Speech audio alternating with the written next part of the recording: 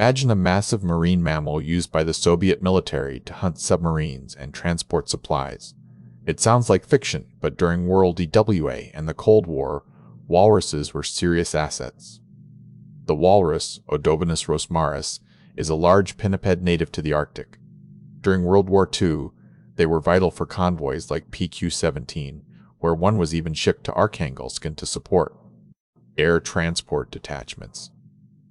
However, military experiments were not always successful. In one test involving a gun mounted on the animal, the resulting flash blinded the pilot, proving that early weapon adaptations had fatal flaws. Despite these failures, the Walrus found a more practical role.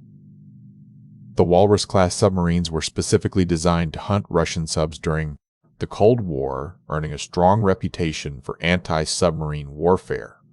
The military also looked at marine mammals like walruses to understand oceanic capabilities. While the U.S. focused on dolphins for sonar and transport, the Soviets utilized the walrus's size and endurance in harsh ice environments.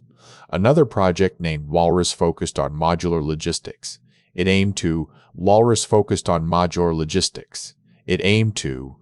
pre-assemble entire war machinery units with wiring and plumbing installed, allowing for rapid deployment like moving an elephant atom by atom. So, while the walrus didn't serve as a walking tank, its biology influenced submarine design and logistics. From Arctic convoys to Cold War subs, this animal remains a unique chapter in military history. The walrus played a surprising role from war logistics to Cold War submarine hunting. What other animals do you think influenced military technology? Let us know in the comments.